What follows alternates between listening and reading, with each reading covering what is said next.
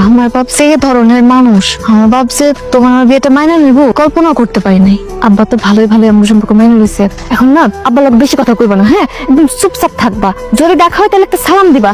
আস্তে আস্তে দেখবা তুমি আর আমি আব্বার মন চাই করে নিব। তুমি যাই বোন, আমার কেমন যেন সন্দেহ মনে হইতেছে, কারণ তোমার বাপটা আমি ছোটবেলা থেকে চিনি।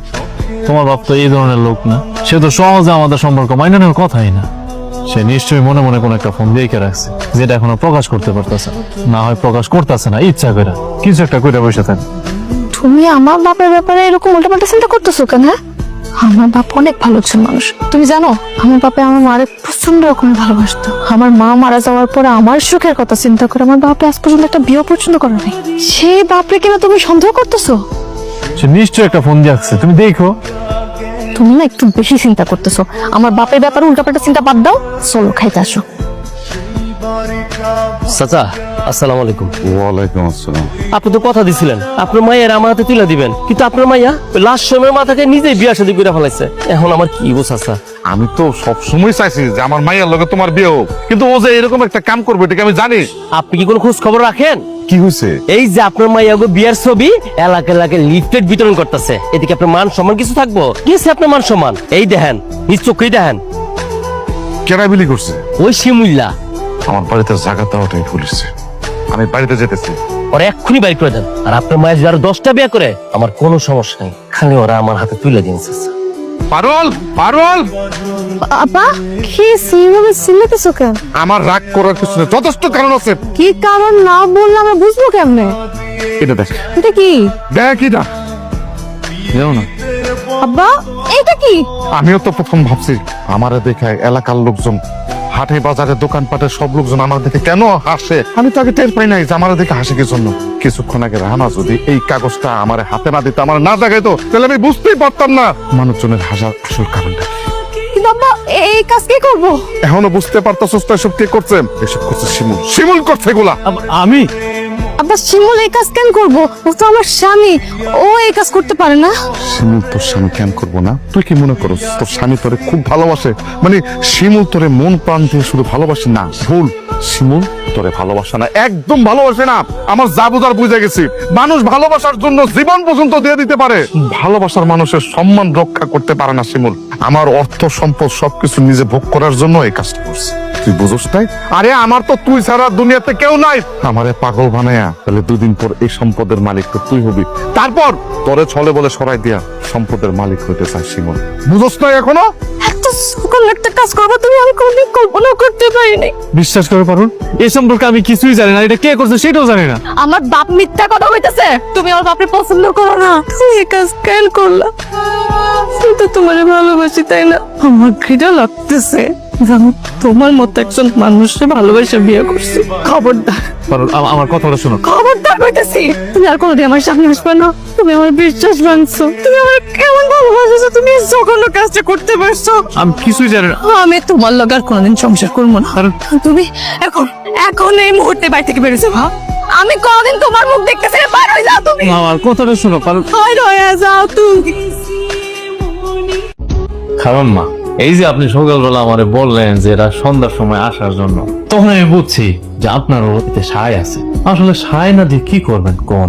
আপনিও তো একা মানুষ, আপনার তো একজন সঙ্গী দরকার, আপনার চলার পথের একজন সঙ্গী লাগে না আম্মা? তাই আমি চাইতেছি যে আমার শ্বশুর আব্বাও যেহেতু একলা একলা সবকিছু করে, তারা তো একটা কষ্ট, দুইজনের কষ্টটা যদি আপনারা দুইজনে শেষ বয়সে এসে ভাগাভাগি করে নিতেন কত ভালো হইতো না? এটা আমরা দূর থেকে দেখতাম, আমাদেরও চোখের একটা শান্তি আর কি, বুঝছেন? আমি আমার শ্বশুর আব্বাকে নিয়ে একদম ডিরেক্টলি আপনার বাড়িতে চলে আসছি।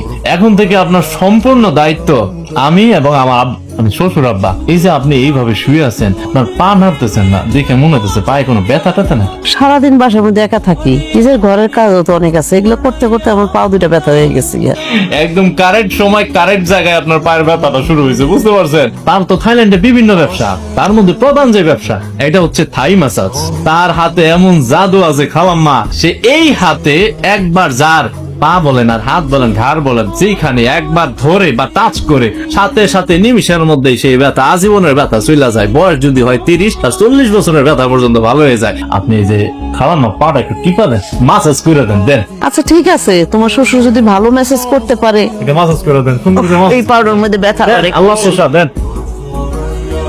ফাজিল কোন কাজে আইসে মেসেজ করতে, ঘোড়ার ডিমে মেসেজ করতে পার, কোন ফালতু মেসেজ করে। আপনার সাথে তাই আমার মান সম্মান সবটুকু গেছে। আর যদি কোনোদিন আপনার সাথে গেছি, আজকের পর থেকে আমি আপনারা চিনি না, না আপনি আমার চিনেন। আজকের পর থেকে না আপনি আমার শ্বশুর, না আমি আপনার জামাই। আমার মান ইজ্জত কিছু রাখছেন শ্বশুর বাড়ির এলাকার আইসা? কিছু তো রাখেন নাই আপনি। যেটা পারবেন না সেটা কিসের জন্য করতে গেছেন? আসলে কথা আছে না, যে বুড়া মানুষ মানুষের ওটা তো কইতে পারি না। আপনি তো আমার শ্বশুর, এই সম্মানের খাতিরে তো আমি এটা কইতে পারি না। কিসে আমার আব্বারে বকতেছো কেন? কি করছে আমার আব্বা? কি করে নাই সেটা বলো। এই বয়সে সে আমার কাছে আইসা বলতেছে জামাই বাবাজি আমার আম খাইতে ইচ্ছে হয়েছে। শ্বশুর মশাই আমার কাছ থেকে প্রথম একটা জিনিস আবদার করছে, সে আম খাইতে চাইছে। আমি বললাম যে শ্বশুর আব্বা চলেন আপনারা বাজারে নিয়ে যাই, 4-5 কেজি আম কিনা দেয়, আপনি মন বেড়া খাইবেন। হে আমার কয় কি যে না তোমার এই আম আমি খাবো না, ফরমালিন মুক্ত আম খামো, তোমার ওই ফরমালিন যুক্ত আম আমি খাবো না, আমি ফ্রেশ আম খাবো। তা আমি কইলাম যে আব্বা এই সময়ে আমি আপনার এই ফ্রেশ আম কই পাই? হ্যাঁ আমার কয় কি ওই যে পাশের বাড়িটা আছে না, ওই পাশের বাড়ির কার কাছে নাকি আম দেখে আসছে, একদম লাল টকটকা পাইকা আছে। আমি কইলাম যে মাইন্সের কাছে আম কিসের জন্য খাইবেন, আপনার টাকা পয়সা কম আছে, আপনার নিয়ে আমি বাজারে যাই, ওইখান থেকে আপনার আম কিনে দেই। কয় না ওই গাছের আম খাওয়ার মধ্যে নাকি একটা আলাদা টেস্ট, ওইটা নাকি বেশি মজা। ঠিক আছে চলেন, কি করছি নিয়ে গেছে তোমার বাপের ওই আম গাছের নিচে গেছে, সব ঠিকঠাক আছে। যে আমটা এটা আমরা বাইকে রয়েছে একেবারে নিচের দিকে আইসা রয়েছে, আমি তোমার বাপের দইরা নিয়ে আমরা কাছে নিচি, আমরা নিজের ইচ্ছা ইচ্ছা হাতের মধ্যে পড়তাছে। আইরে ওই সময় তোমার বাপের কাপা কাপি, কে দেখে এই কাপা কাপি? ওই যে ভূমিকম্প হয় না, ভূমিকম্পর চাইতো ডেঞ্জারাস তোমার বাপের কাপা কাপি। এই যে তোমার বাপে এত বড় একটা সাহস কইরা আমার নিয়ে গেল, আমার মান ইজ্জত কিছু আছে কও? আমি তো তারে শক্তিশালী ভাবছিলাম যে না সে আম নিজের হাতে পায়রা খাবে, নিজের হাতে তো পায়রা খাবে দূরের কথা, আমার এসে নিজের গায়ে পড়তেছে, হেটাও ধরে খাইতে পারে না। আমার একটা কথা কওতো, কি কথা? কিছু তো একটা হিসাব মিলতেছে না। কোন হিসাবের কথা কইতেছো? বাবার সাথে তোমার সম্পর্কটা কি কওতো? সম্পর্ক আবার কি? বন্ধু। এটা আবার কেমন কথা? 2 দিন আগেও বাবা তোমার দেখতে পারতো না, তোমার বাড়ি থেকে বের করে নিয়ে লাগা কত কিছু করলো, কত প্ল্যান সাজাইলো। শ্বশুর জামাই ছাইরা একদম বন্ধু। হ্যাঁ বন্ধু।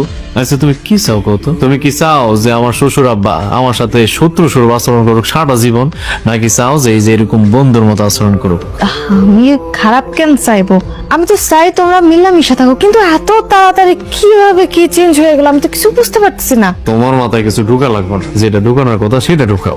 আমাদের আল্লাহ দিলে এখন আমাদের শ্বশুর আব্বা আমাদের মাইনে নিছে, আমাদের সংসার এখন সুন্দর হইব। কিভাবে আমাদের সংসারটা বড় করা যায়, আমাদের সংসারে অতিথি আনা যায়, এই চিন্তা করো। আমার একটু খেয়াল রাখো, যত্ন আদি করো। কি যে করো না, কিছু দেখলে খালি সন্দেহ। তোমাদের এই মহিলাদের একটাই স্বভাব, ভালো হইলেও সন্দেহ, খারাপ হইলেও সন্দেহ।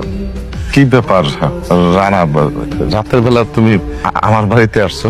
আপনি আমার কথা দিছিলেন 7 দিনের মধ্যে আপনার মায়ের আমার হাতে তুলে দিবেন। 7 দিনের জায়গায় 15 দিন হয়ে গেছে, কিন্তু কোনো খবর নাই। এদিকে আপনাকে জামাই শ্বশুরের যেই বন্ধুত্বপূর্ণ সম্পর্ক, এতে আমার বোঝা সারা গেছে। এর লেগেই আমি সবকিছু বোঝার পর আমি ওরে বিয়া করছি। চাচা সালাম করো। ঠিক আছে, বাঁচা থাকো মা, বাঁচা থাকো। আরে চাচা আপনি ভাইবেন না যে ওরে আমি আপনার কাছে দেখানোর লেগে নিয়ে আইছি। চাচা আপনি যারা ভালোবাসেন হ্যাঁ রে, দেখছি আমি সুমন, আমগো উত্তরপাড়া সুমন আছে না, সুমনের লগে তো তার বিশাল সম্পর্ক। তুই চোখ দিয়ে আমি যা দেখছি আমি নিজেরই বিশ্বাস করতে পারতেছি না। আসলে চাচা আমি এটা কোন লেগে আপনাকে চাইছিলাম। আপনি যা করছেন আল্লাহ ঠিকই বিচার করছে, আমি বিয়া ঠিকই করছি, কিন্তু আপনার কপালের বিয়া হইব না। এই চলো চাচা, আপনি ঠান্ডা হন চাচা। আমার আমার আমার ভালোবাসার মানুষ, আমি যারা পছন্দ করি তারা আমি পাবো না। চাচা আব্বা আপনার কি হয়েছে হঠাৎ? জারিফ যে কইলো আপনি নাকি অসুস্থ হয়ে পড়ছেন, কি হয়েছে? আরে আমি মনে হয় বাঁচবো না। কি হয়েছে আপনার? আমার খুলে কোন? তোমার যে কাজটা দিয়েছিলাম এর জন্য কথা কইছিলাম না, আমি খবর পাইছি ওর সাথে নাকি আরেকজনের সম্পর্ক, এর এইটাকে আমি বিয়ে করবো।